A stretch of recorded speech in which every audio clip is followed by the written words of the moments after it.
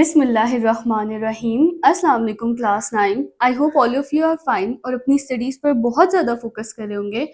تو ہم chapter number 3 پڑھ رہے تھے جس میں ہم نے سیل آرگنیلیز کو سٹارٹ کیا ہوا تھا، اور سیل وال کو پچھلے لیکچر میں ہم لوگ ڈسکس کر چکے ہیں، اور ہم نے دیکھا تھا کہ سیل وال جو ہے وہ صرف پلانٹ سیلز، فنجائے، بیکٹیریا اور کچھ پروٹسٹ میں پریزنٹ ہوتی ہے، لیکن جو سیل میمبرین ہے نا، سیل میمبرین یہ سب سیلز میں پریزنٹ ہوتی ہے۔ جن میں سیل وال ہوتی ہے اس میں بھی پریزنٹ ہے، اور جن میں سیل وال نہیں ہوتی ہے اس میں بھی پریزنٹ ہوتی ہے۔ تو آج کے لیکچر میں ہم جس آرگنیلی کو ڈسکس کریں گے وہ ہے سیل میمبرین۔ اچھا، سیل میمبرین کیا ہوتی ہے؟ سیل میمبرین ایک باؤنڈری ہوتی ہے، یعنی ایک سیکیورٹی ہوتی ہے۔ کس چیز کی سیکیورٹی ہوتی ہے؟ سیل کے یہ جو باقی کنٹینٹس ہیں نا، جیسے کہ سائٹوپلازم ہے، یہ سیل کے اندر جو جیلی لائک سبسٹینس ہے جس کے اندر یہ ساری آرگنیلیز پڑی ہوئی ہیں، تو سائٹوپلازم اور یہ جو ساری سیل آرگنیلیز ہیں نا، ان کو پروٹیکٹ کرنے کے لیے ایک باؤنڈری چاہیے۔ اگر یہ باؤنڈری نہ ہو تو یہ سب تو بکھر جائے نا، یہ ساری آرگنیلیز، یہ سب کچھ بکھر جائے، تو اس کو پروٹیکٹ کرنے کے لیے ایک باؤنڈری تو بہت ضروری ہے سیل کے اندر کی سب آرگنیلیز اور سارے مٹیریل کو پروٹیکٹ کرنے کے لیے۔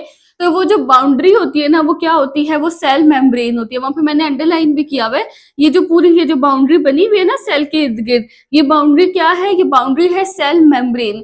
یہ ایک الاسٹک سی میمبرین ہوتی ہے، فلیکسیبل سی، ایسے نہیں ہے کہ بہت سخت یا بہت ٹھوس ہوتی ہے، یہ الاسٹک ہوتی ہے، فلیکسیبل ہوتی ہے، تاکہ اس میں سے مٹیریلز جو ہیں وہ پاس بھی ہو سکیں، مٹیریلز ہو کے پاس ہو کے سیل سے باہر بھی جاتے ہو اور سیل سے اندر بھی آتے ہیں، ٹرانسپورٹ ہوتی ہے مٹیریلز کی۔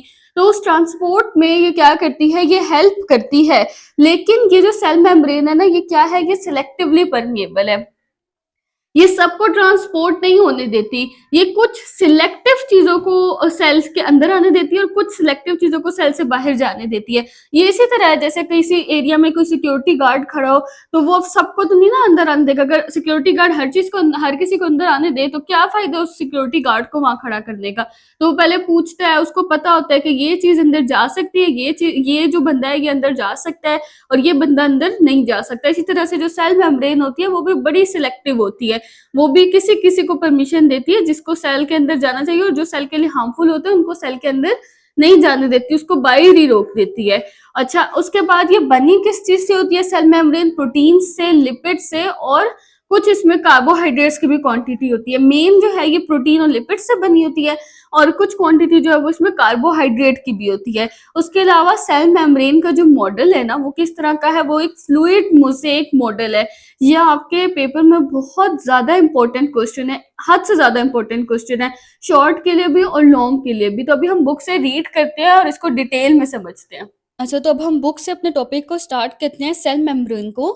سیل میمبرین جو ہے نا وہ سب سیلز میں پریزنٹ ہے، اسی لیے لکھا ہوا ہے آل سیلز ہیو، یعنی سیل میمبرین جو ہے وہ سب کے سب سیلز میں پریزنٹ ہے، چاہے اس میں سیل وال ہے یا نہیں ہے، سیل میمبرین سب میں پریزنٹ ہے۔ یہ جو سیل کی آرگنیلیز ہوتی ہیں اور سائٹوپلازم ہوتا ہے نا، اس کے باہر یہ جو کورنگ ہوتی ہے نا، اس کو کیا کہتے ہیں؟ اس کو سیل میمبرین کہتے ہیں، اور یہ سب سیلز میں پریزنٹ ہوتی ہے۔ سیل وال کسی سیل میں پریزنٹ ہے، لیکن سیل میمبرین جو ہے وہ ہر سیل میں پریزنٹ ہے، لازمی پریزنٹ ہے۔ اچھا، تو آل sales have thin and elastic cell membrane. یہ ہوتی کیسی ہے؟ یہ کس طرح کی ہوتی ہے؟ یہ تھن ہوتی ہے، ایک تو بالکل باریک ہوتی ہے، اور دوسرا کیا ہوتی ہے؟ الاسٹک ہوتی ہے، یعنی اس میں الاسٹیسٹی ہوتی ہے۔ یہ ایسے نہیں ہوتی جیسے ایک ٹھوس سخت سی چیز ہے، یہ اس طرح ریجڈ نہیں ہوتی، یہ الاسٹک ہوتی ہے، یعنی اس میں الاسٹیسٹی ہوتی ہے، فلیکسیبلٹی ہوتی ہے اس کے اندر۔ اور ہوتی کس کے ارد گرد ہے؟ سائٹوپلازم کے ارد گرد۔ سائٹوپلازم کیا ہے؟ یہ جو سیل کے اندر جیلی لائک سبسٹانس ہوتے ہیں نا، جس کے اندر ساری آرگنیلیز پڑی ہوتی ہے، اس کو ہم سائٹوپلازم کہتے ہیں۔ تو سائٹوپلازم کو یہ پورا اس طرح باؤنڈری میں کیا کر لیتی ہے؟ کور کر لیتی ہے۔ اس کے بعد ایک بہت امپورٹنٹ پوائنٹ ہے کہ سیل میمبرین جو ہے وہ سلیکٹیولی پرمیبل ہے۔ سلیکٹیو کیا ہوتا ہے؟ چوز کرنا، کسی چیز کو جانے دینا اپنے سے اور کسی چیز کو نہیں جانے دینا، اور پرمیبل کہتے ہیں پرمیشن کو، یعنی کہ بہت سلیکٹیو ہوتی ہے، یہ ہر کسی کو پرمیشن نہیں دیتی کہ اس کے اندر سے وہ مولیکیول جو ہے وہ گزر جائے اور سیل کے اندر چلا جائے۔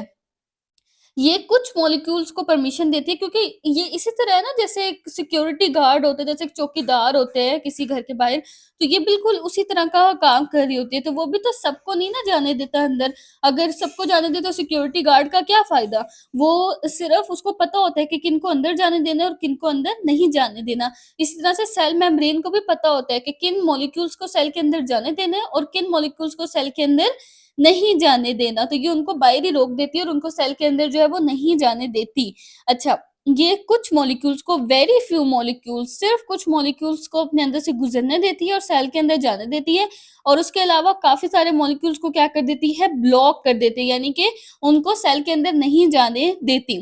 اچھا، اس کی ایگزامپل آپ ایسے لے لیں، جیسے آپ کی کلاس کی جو ٹاپر ہے، وہ کلاس میں سب کے ساتھ نہیں نا بیٹھتی، اس کو ہوتا ہے کہ میں نے صرف انہی چند بچوں کے ساتھ بیٹھنا ہے جو پڑھنے والے ہیں، جو اچھے بچے ہیں، اس طرح کر کے وہ ہر کسی کے ساتھ نہیں بیٹھتے ہیں، کسی سے بات نہیں کرتے۔ کہ ٹیچر کبھی اس کو بول دے کہ تم اس کے ساتھ بیٹھ جاؤ، تو وہ کہتی کہ میم میں نے اس کے ساتھ نہیں بیٹھنا، مجھے اسی کے ساتھ بیٹھنا ہے۔ تو وہ بڑی سلیکٹیو ہوتی ہے اپنی اس بارے میں کہ میں نے کس کے ساتھ بیٹھنا ہے۔ اسی طرح سے سیل میمبرین بھی کیا ہے، بڑی سلیکٹیو ہے۔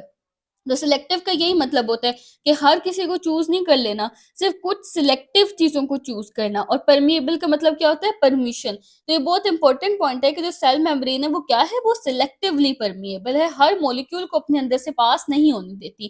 اچھا، اب سیل میمبرین کی کمپوزیشن کیا ہے، کس چیز سے بنی ہے سیل میمبرین؟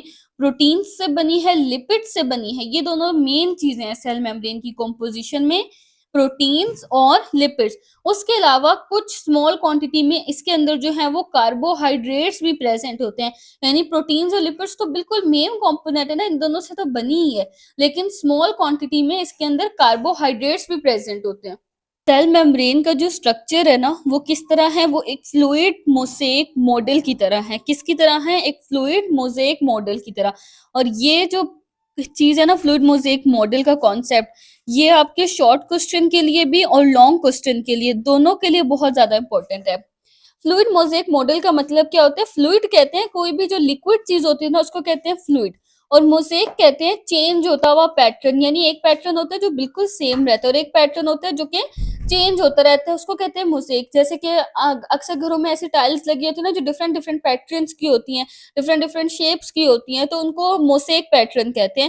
تو فلوئڈ موزیک ماڈل کا بھی یہی مطلب ہے۔ تو آگے اس کو بھی ڈیٹیل سے پڑھتے ہیں کہ اس ماڈل کے اکارڈنگ جو لپڈز ہے نا، وہ ایک فلوئڈ کے جیسی کیا بناتے ہیں، بائی لیئر۔ یہ آپ نے ایز اٹ از، یہ فلوئڈ موزیک ماڈل جو لکھا ہوا ہے نا، یہ یہاں تک، اس کو آپ نے ایز اٹ از یاد کرنا ہے، ورڈ ٹو ورڈ۔ اچھا، جو لپڈز ہے نا، وہ کیا بناتے ہیں، وہ فلوئڈ کے جیسی ایک بائی لیئر بنا دیتے ہیں۔ بائی کا مطلب کیا ہوتا ہے، دو۔ جب بائنومیل نومنکلیچر پڑھا تھا تبھی میں نے آپ کو بتایا تھا کہ بائی کا مطلب ہے دو، تو بائی لیئر کا مطلب ہے دو لیئرز فلوئڈ کے جیسی، یعنی کہ سالڈ وال نہیں ہوتی، ریجڈ نہیں ہوتی، بلکہ لیکوڈ شیٹ کی طرح یہ ہوتا ہے، بالکل جس میں چیزیں جو ہے نا وہ بالکل فریلی موو کر رہی ہوتی ہیں۔ اسی لیے تو ہم کہتے ہیں کہ سیل میمبرین الاسٹک ہے، وہ فلیکسیبل ہے۔ یہ بات اسی لیے کہی جاتی ہے کیونکہ اس کی جو میمبرین ہے وہ بالکل فلوئڈ کے جیسی ہے۔ تو جو لپڈز ہوتے ہیں نا، وہ فلوئڈ کی طرح بائی لیئر بناتے ہیں، دو لیئرز، یعنی ایک لیئر اوپر ہوتی ہے، ایک لیئر جو ہے وہ اوپر ہوتی ہے اور ایک لیئر جو ہے وہ نیچے ہوتی ہے، دو لیئرز ہوتی ہیں۔ اچھا، اور اس کے بعد جو پروٹین مالیکیولز ہیں نا، وہ ان کے درمیان میں کیا ہوئے ہوئے ہوتے ہیں، سبمرجڈ۔ سبمرجڈ کیا ہوتا ہے، پانی میں کوئی چیز جو ڈوبی ہوئی ہوتی ہے نا، اس کو کہتے ہیں سبمرجڈ۔ تو بالکل اس کی طرح جب پانی میں کوئی چیز ڈوبتی ہے نا، تو ہم اس کو کہتے ہیں سبمرج ہو جانا پانی میں۔ تو یہ بھی اس کے اندر جو ہے وہ پریزنٹ ہوتے ہیں۔ اسی طرح سے جو پروٹینز کے مالیکیولز ہیں نا، وہ بھی اسی لپڈ بائی لیئر کے اندر پریزنٹ ہوتے ہیں۔ اور جو لپڈز اور پروٹینز ہیں وہ ایک دوسرے کے ساتھ لیٹرلی موو کر رہے ہوتے ہیں۔ اب لیٹرل موومنٹ کیا ہوتی ہے؟ لیٹرل موومنٹ ہوتی ہے side by side movement, side by side movement, اس کی ایگزامپل آپ ایسے لے سکتے ہیں کہ جیسے نا رش میں لوگ ہیں، وہ ایک ہی فلور پہ فریلی موو کر رہے ہیں، ادھر ادھر، جیسے ایک رش ہے وہاں پہ لوگ ہیں، ادھر ادھر ادھر ادھر ایسے نا وہ موو کر رہے ہیں، لیکن وہ ایک ہی فلور پہ موو کر رہے ہیں، وہ دوسرے فلور پہ نہیں جا رہے، نیکسٹ فلور پہ نہیں جا رہے، اوپر نیچے جمپ نہیں کر رہے، ایک ہی فلور پہ بس سائیڈ بائی سائیڈ موو کر رہے ہیں، یعنی سائیڈ بائی سائیڈ۔ تو اسی طرح سے یہ بھی جو ہے نا لپڈ اور پروٹینز، یہ سائیڈ بائی سائیڈ موو کرتے ہیں، اوپر نیچے اس طرح موو نہیں کرتے کہ کبھی لپڈز اوپر چلے گئے، پروٹینز نیچے آ گئے۔ لپڈ کی جس طرح لیئر ہے وہ اسی طرح رہتی ہے، پروٹین کی جس طرح اندر سبمرج ہے اسی طرح، لیکن یہ سب ایک دوسرے کے ساتھ موو کرتے رہتے ہیں، سائیڈ بائی سائیڈ موومنٹ ہوتی ہے، جس کو ہم کیا کہتے ہیں، لیٹرل موومنٹ کہتے ہیں۔ اور اس سے موومنٹ کی وجہ سے نا ان کا یہ موزیک کی طرح کا پیٹرن بن جاتا ہے، یعنی کہ اس طرح سے بالکل مکسڈ ارینجمنٹ ہو جاتی ہے، جیسے ڈفرینٹ کلرز یا شیپس کی ٹائلز لگی ہوں کسی جگہ پہ، تو بالکل اسی طرح کا ان کا بھی پیٹرنز ہو جاتا ہے۔ لپڈ اور پروٹینز جو ہے نا وہ فکس نہیں رہتے، بلکہ وہ اس طرح سے lateral movement, side by side movement کرتے رہتے ہیں۔ پروٹینز اپنی جگہ سے سلائیڈ کر کے نیو پوزیشن لے لیتے ہیں، اور لپڈ جو ہیں وہ بھی اپنی جگہ پہ جو ہے وہ سلائیڈ کرتے رہتے ہیں۔ तो इनका इस तरह से एक ना डायनामिक पैटर्न बन जाता है, जो हर वक़्त थोड़ा-थोड़ा चेंज होता रहता है। यानी ऐसे नहीं है कि आप देखेंगे तो प्रोटीन हर वक़्त उसी जगह पे पड़े हैं, हर वक़्त उस जगह पे नहीं होंगे, वो अपनी मूवमेंट जो है ना वो कंटिन्यू रखते हैं। तो वो हर वक़्त उनका पैटर्न जो है वो थोड़ा-थोड़ा क्या होता जाता है, चेंज होता रहता है। इसी वजह से जो मेम्ब्रेन होती है ना वो फ्लेक्सिबल रहती है और लिविंग रहती है। अच्छा, अब यहाँ पे ना आप देख सकते हैं कि किस तरह से ये लिपिड की बाइलेयर है, ये जो है ना वो लिपिड बाइलेयर है। ऊपर भी लिपिड की लेयर है, नीचे भी लिपिड की लेयर है। ये ना इस तरह से लिपिड का ये होता है, ये कंपोनेंट बना हुआ। ये एक लिपिड का इस तरह से, इसका एक हेड होता है और एक क्या होती है, टेल। ये जो है ना ये इसका हेड है और ये क्या है, इसकी टेल है। ये 2 चीज़ों से मिलके ये लिपिड का मॉलिक्यूल बना होता है, हेड से और टेल से। जो हेड होती है ना इसकी वो हाइड्रोफिलिक होती है, यानी ये बाहर की तरफ होती है, दोनों साइड्स पे हेड, इधर भी हेड बाहर की तरफ है, इधर से भी हेड जो है वो बाहर की तरफ है। हाइड्रोफिलिक होती है, वाटर लविंग होती है, क्योंकि जो वाटर का इर्द-गिर्द तो सारा वाटर कंटेंट है ना, अंदर साइटोप्लाज़्म भी पूरा जेली लाइक है, वाटर लाइक है, तो वो और सेल के बाहर भी वाटर लाइक कंटेंट है, तो ये जो है ना बाहर की तरफ होती है और ये वाटर लविंग होती है। और ये जो अंदर टेल होती है ना, ये क्या होता है, ये हाइड्रोफोबिक होती है, ये वाटर फेयरिंग होती है, वाटर से डरती होती है, इस वजह से ये अंदर की तरफ होती है। तो ये बिल्कुल ऐसे डबल सैंडविच टाइप अपीयरेंस होती है। तो पूरी ये लिपिड की बाइलेयर है, एक लेयर ये है, हेड और उसके टेल, और दूसरी लेयर ये है, ये उसके हेड है और ये उसकी टेल है। और जो प्रोटीन्स के कंपोनेंट्स है ना, ये उसके अंदर क्या हुए हुए हैं, सबमर्ज्ड हुए हुए हैं। उसके अंदर क्या है, ये प्रोटीन्स के कंपोनेंट्स जो है वो उसके अंदर पड़े हुए हैं। ये भी प्रोटीन्स के कंपोनेंट्स है और ये भी जो है वो क्या है, वो प्रोटीन्स के कंपोनेंट्स है। अब ये जो प्रोटीन और लिपिड्स के कंपोनेंट्स है ना, ये साइड बाय साइड अपनी मूवमेंट क्या रखते हैं, कंटिन्यू रखते हैं। तो इस वजह से, इस लेटरल मूवमेंट की वजह से मोज़ेक पैटर्न बन जाता है इसका, जो चेंजिंग पैटर्न होता है। मोज़ेक का मतलब होता है चेंजिंग पैटर्न। जो हर वक़्त जो है वो क्या होता रहता है, चेंज होता रहता है।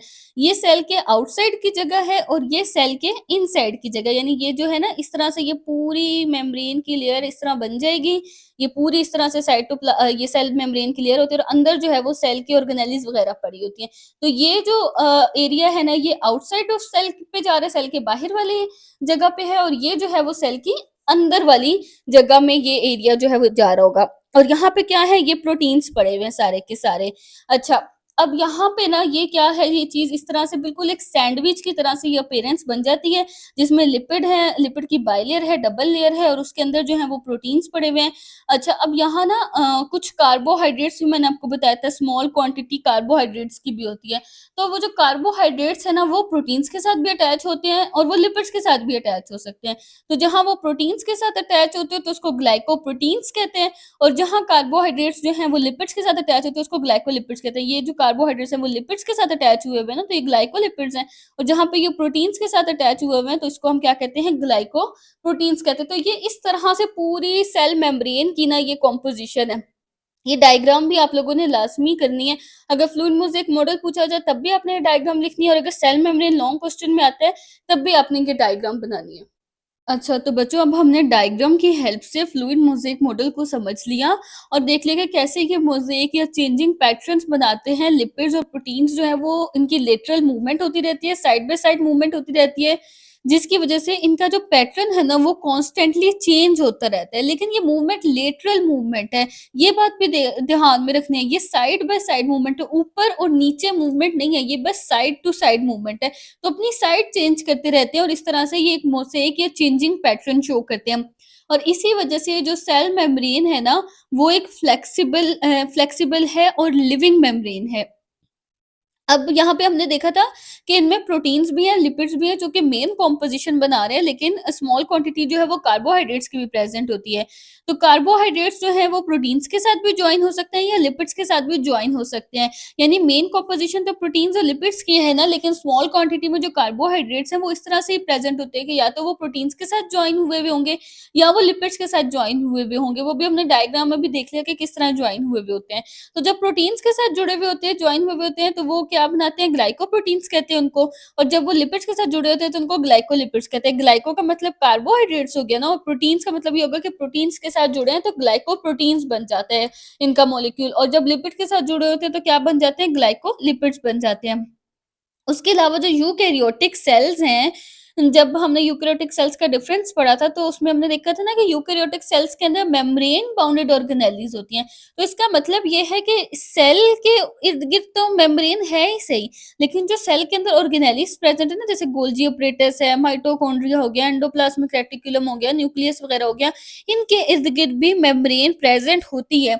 हाँ, तो सेल के अंदर जो है यूकेरियोटिक सेल्स के अंदर मेम्ब्रेन बाउंडेड ऑर्गेनेलीज प्रेजेंट होते हैं, यानी ऐसी ऑर्गेनेलीज जिनके इर्द गिर्द क्या होती है, मेम्ब्रेन होती है।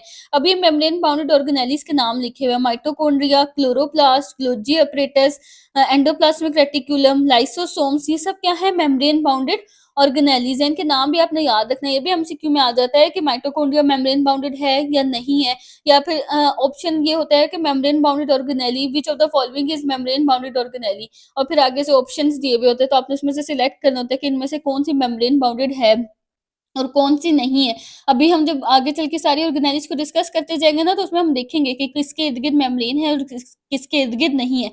तो वो मेम्ब्रेन भी ना इसी तरह होती है, जिस तरह ये सेल मेम्ब्रेन है या प्लाज़्मा मेम्ब्रेन है, इस सेल मेम्ब्रेन को प्लाज़्मा मेम्ब्रेन भी कहते हैं।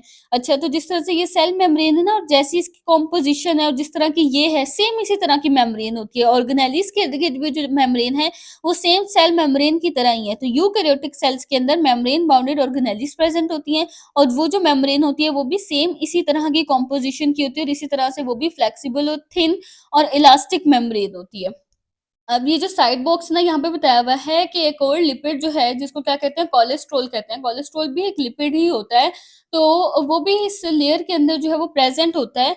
ये जो लिपिड बाइलेयर है ना, ये जो लिपिड बाइलेयर है, इसके अंदर एक और तरह का लिपिड भी प्रेज़ेंट होता है जिसको क्या कहते हैं, कोलेस्ट्रॉल कहा जाता है, और वो इसकी इनर साइड्स पर अटैच होते हैं। देखिए ये इसकी ये इसकी आउटर साइड है ना, हेड, और ये अंदर इसकी टेल है, तो वो टेल के साथ अटैच हुआ होता है, अंदर वाली साइड पे होता है। ये जो है ये भी कोलेस्ट्रॉल है, ये क्या है, ये भी कोलेस्ट्रॉल है। तो ये जो अंदर वाली साइड पे आपको ये नज़र आ रहे हैं ना, ये क्या है, ये कोलेस्ट्रॉल है। लेकिन ये बैक्टीरियाज़ के अंदर एब्सेंट होता है कोलेस्ट्रॉल, और बाकी जो है सेल मेम्ब्रेन्स के अंदर क्या होता है, ये प्रेज़ेंट होता है। लेकिन ज़्यादातर बैक्टीरियाज़ के अंदर क्या होता है, ये एब्सेंट होता है। तो कोलेस्ट्रॉल का मॉलिक्यूल जो है ना, वो फॉस्फोलिपिड बाइलेयर के अंदर वाली साइड पे होता है। ये जो फैटी एसिड चेन्स है ना, इनके अंदर, इनकी जो टेल्स है ना, इनके अंदर होता है। और ये क्या होता है, ये हाइड्रोफोबिक रीजन में प्रेज़ेंट होता है। मैंने आपको बताया ना कि इसका जो हेड है वो हाइड्रोफिलिक है, यानी वाटर लविंग है, तभी तो वो बाहर की तरफ इजीली सर्वाइव कर रहा है ना, वाटर के साथ वो हर वक्त कांटेक्ट में है और वो इजीली सर्वाइव कर रहा है। लेकिन जो टेल्स है ना, वो अंदर की तरफ होती है, मेम्ब्रेन की अंदर की तरफ टेल्स होती हैं, क्योंकि वो वाटर फेयरिंग होती है, हाइड्रोफोबिक होती हैं, वाटर से डरती हैं। अच्छा, अब ये जो है कोलेस्ट्रॉल का जो मॉलिक्यूल है, ये स्मॉल मॉलिक्यूल्स जो होते हैं, जैसे कि वाटर या जो सॉल्युबल आयंस वगैरह हैं, इनके लीकेज को प्रिवेंट करता है। क्या करते हैं? लीकेज से प्रिवेंट करते हैं, जैसे कि वाटर या स्मॉल सॉल्युबल आयंस वगैरह अंदर से जो बाहर की तरफ निकल जाते हैं ना, उसको प्रिवेंट करता है। इसकी एग्ज़ाम्पल ऐसे, जैसे कि कोई ईंटों की दीवार हो ना, जैसे ब्रिक वॉल हो, ईंटों की दीवार हो, उसमें छोटे-छोटे से गैप्स हो, तो उन गैप्स को फिल करने के लिए वहाँ पे सीमेंट के ब्लॉक्स लगा दिए जाएँ। तो इसी तरह से इस कोलेस्ट्रॉल की भी यही एग्ज़ाम्पल है, ये भी वो सीमेंट के ब्लॉक हैं, जो उस गैप को क्या कर देते हैं, फिल कर लेते हैं, और वॉल को और ज़्यादा स्ट्रॉन्ग बना देते हैं, और किसी भी तरह के लीकेज से उसको क्या करते हैं, प्रिवेंट करते हैं, उसको और ज़्यादा बैलेंस्ड बना देते हैं। तो इस कोलेस्ट्रॉल के मॉलिक्यूल का भी यही काम है कि ये इसके अंदर के गैप्स को फिल कर देती है, जो भी लिपिड के अंदर के गैप्स होंगे, उनको फिल कर देगी, और वाटर को या जो भी आयंस वगैरह जो सेल से बाहर निकल जाते हैं, उनको क्या कर देगी, उनको रोक देगी इन गैप्स को फिल करके। तो आई होप आपको आज का लेक्चर समझ आ गया होगा। तो नेक्स्ट लेक्चर में हम अपनी नेक्स्ट ऑर्गेनेली स्टार्ट करेंगे, साइटोप्लाज्म। और अगर किसी को कोई कन्फ्यूजन है या कोई पॉइंट कहीं से समझ नहीं आ रहा, तो वो मुझसे कमेंट सेक्शन में पूछ सकते हो।